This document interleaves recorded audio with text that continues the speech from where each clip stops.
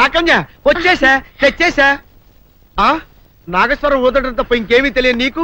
పొయ్యి ఊదే కర్మ పట్టిందా? అక్కడ ఏంటి అలా రెచ్చిపోతున్నావు? నేను తెమ్మనవి తెచ్చావా లేదా? తెచ్చానండి బాబు. ఇదిగో ముక్క, ఇదిగో చుక్క.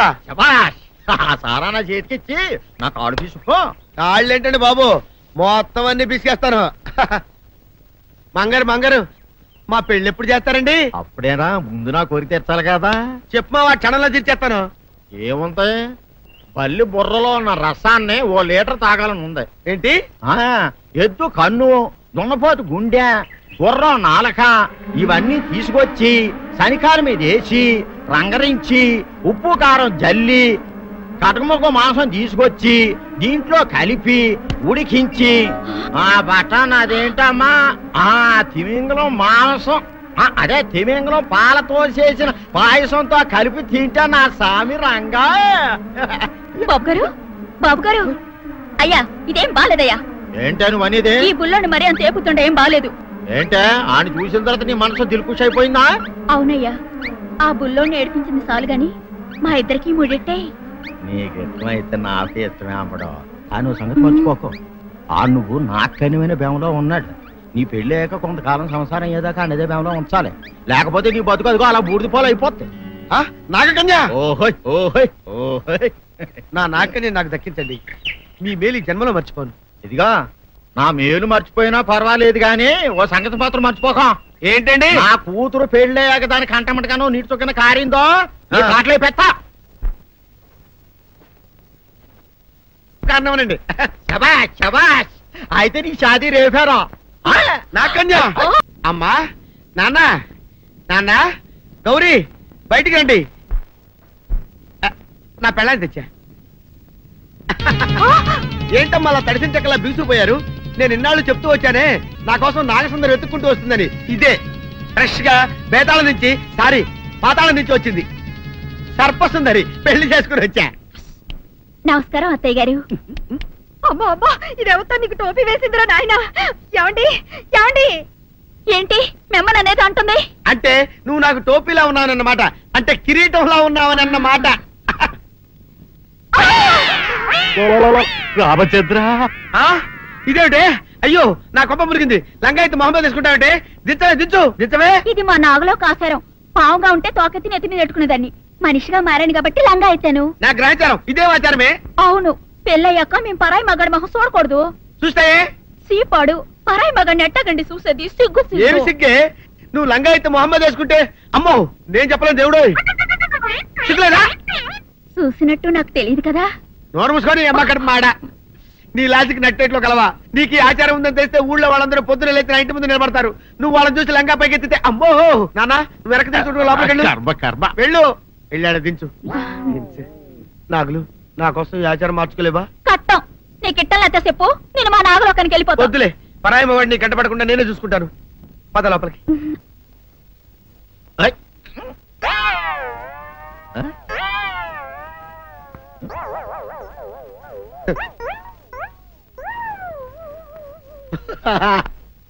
అల్లుడు గారు, ఇదేంటండి ఎవరో చచ్చిపోయినట్టు దిగాలుగా కూర్చున్నారేంటండి? మావా అల్లుడు అల్లుడు, నా బేటీకి ఏమీ కాల. 300 కప్పలు తిన్న పావులాగా నిగడ తీసుకొని పడుకొని ఉంది. చూపిస్తా పద. చూడు.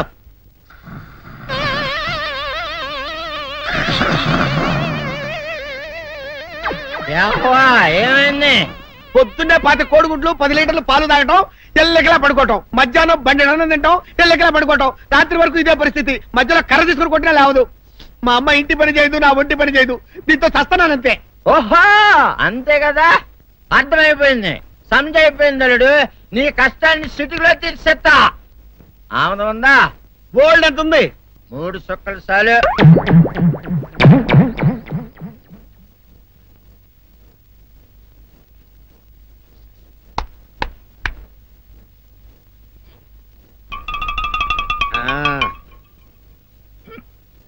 అల్లుడు చెప్పు, ఇప్పుడు ఏం పని చేయాలి? ఉదయం లేవగానే ఇల్లు వాకిలి చిమ్మి రంగవల్లులు దిద్దటం, ఇంట్లో వాళ్ళ బట్టలన్నీ ఉతకటం, వంట వార్పు చేయడం. అంతేనా? అంతే మామ, నీ మీసమదొట్టు. వెంకట సుబ్బమ్మ ఉఠో లేచి నీ కాలు అందరి మీద బయట కట్టా బయటికి దాలో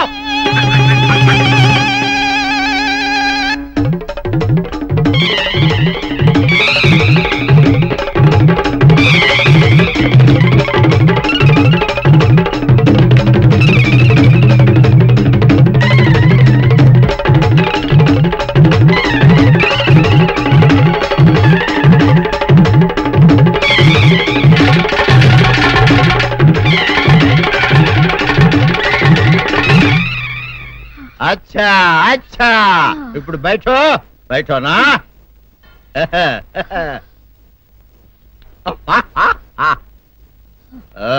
అల్లుడు ఇప్పుడు అందరికి సంతోషమే కదా సంతోషమే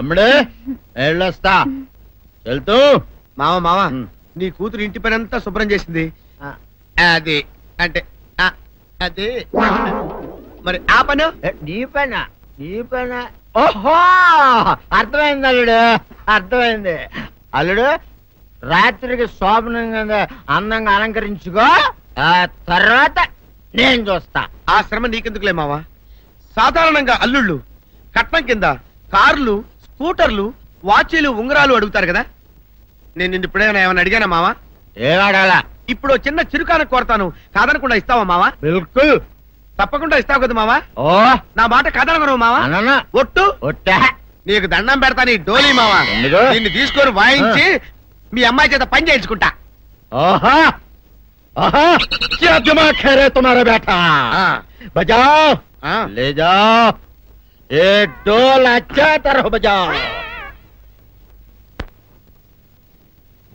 बजाता मावा तू जाओ तू जाओ जातू रे बजाता हूँ मावा सर्प सुंदरी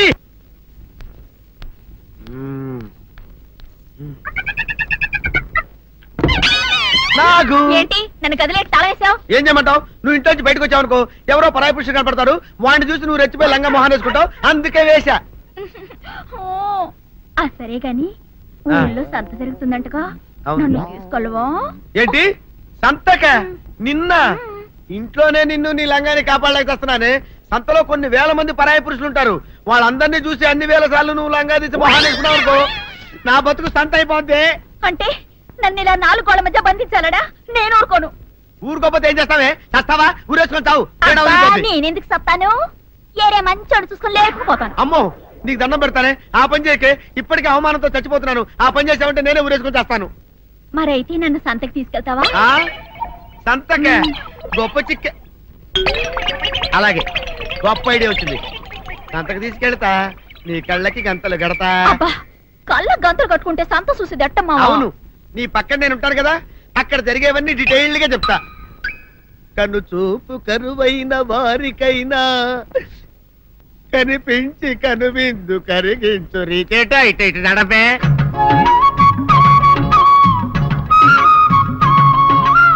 ఏంటండి మీ ఆవిడ హళ్ళకి హొత్తహత్యారు? ఏం చేయమంటావు నాయన?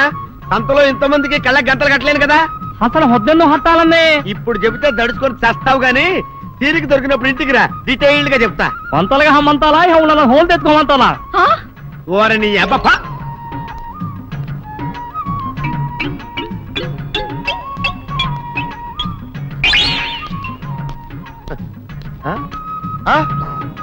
దొంగ దొంగ దొంగ పట్టుకోండి పట్టుకోండి దొంగ పట్టుకోండి పట్టుకోండి అయ్యో పరాయి పురుషులు.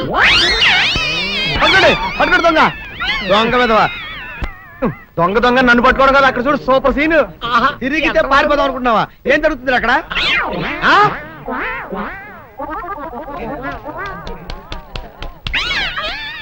నిల్చు నిజమే పదండి మా పదండి అనండి. నీతో లాభం లేదే. నీకున్న లంగాలు చీరలని తగలబెట్టించేసి నీ చేత జీన్ ప్యాంట్ వేస్తే కానీ నాకు మనశ్శాంతి ఉండదు. అదా అదా అదా అదవే.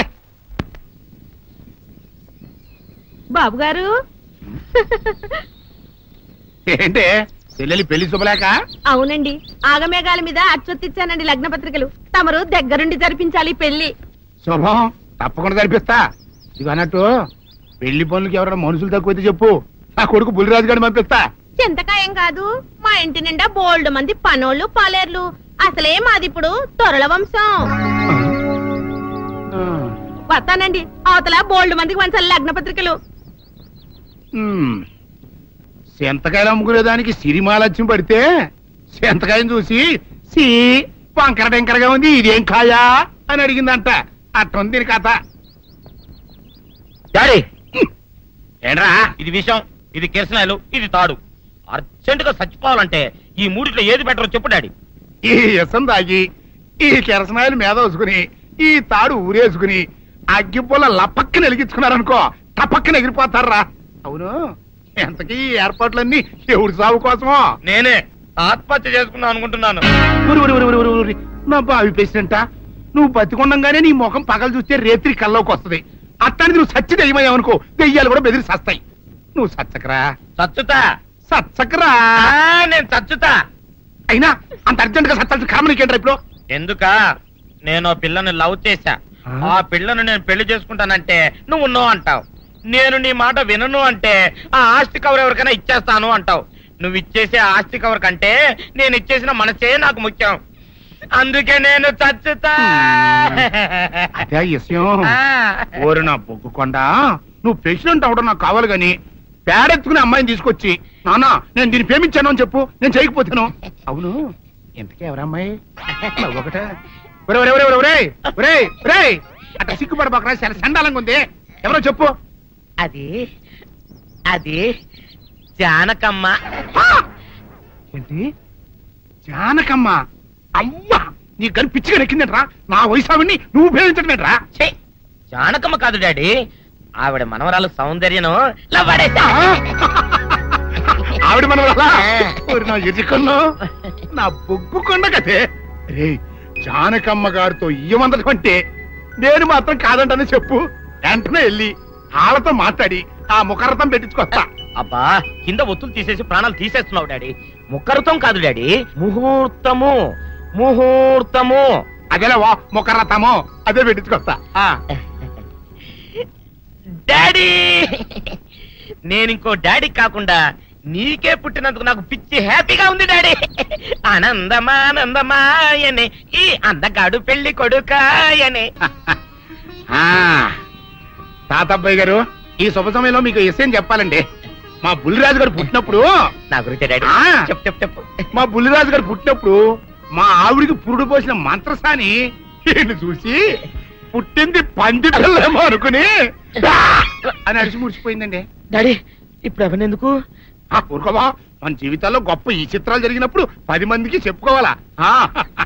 ఇప్పుడు మంత్రసాని మూర్చిపోయింది కదండి. ఇకపోతే మా ఆవిడ ఎట్టండి సేపుల్లే నా కొడుకుని కన్నానని బెంగపడి పురిటి స్థానం అవ్వకముందే చచ్చిపోయిందండి. డాడీ, నేను నీ కడుపున పుట్టపట్ట కదా నాకు ఈ ఫేస్ వచ్చింది. నేను ఇంకొక నాన్నకు పుట్టిన అందంగా నన్ను పుట్టుండేవాడిని. ఇక చూడు, కాకి పిల్ల కాకి ముద్దురా. నీ మొహం ఎప్పుడు నాకు ముద్దొత్తనే ఉంటుందిరా కన్నా. ఇకపోతే మా ఆవిడ చచ్చిపోయింది కదండి. ఈయన్ని ఎత్తుకోవడానికి వచ్చిన పని పిల్లలండి. ఈయన చూసి దడుచుకుని పరుగో పారిపోయేవారండి. అసలు ఈడికి ఈ జన్మలో పెళ్ళవుద్దా అని నేను ఆడవని రోజు లేదనుకోండి. అట్లాంటిది మా బుల్లిరాజు గారికి మీ అమ్మాయితో పెళ్లి కుదరటం నిజంగా మా అదృష్టం కదండి. ఎంత మాట, నీలాంటి వారితో వీయమంతరం మా అదృష్టం. అలాగే అంత మాట్లాడతారు. పొంతులు గారు మొకరథం పెట్టేయండి. అయ్యా, ఈనాటికి సరిగ్గా 4వ రోజుకు ఓ మంచి దివ్యమైన ముహూర్తం ఉంది. అయితే అదే కాయ చేసేయండి. ఏంటండి అట్లాగే ఏమండే, మా ఓడికి పెళ్లి ఖాయం అయితే మా నూరు దేవాలయంలో దేవుడికి అభిషేకం చేయిస్తానని మొక్కుకున్నానంటే ఆ అభిషేకం ఇలా జరిపిస్తున్నాను. మీరందరూ పెళ్లి కూతురు తీసుకుని తప్పకుండా రావాలి. అమ్మో జానకమ్మ, నువ్వు కూడా తప్పకుండా రావాలి. ఎంత మాట, తప్పకుండా వస్తాను. అట్లాగేనమ్మా, వస్తానండి.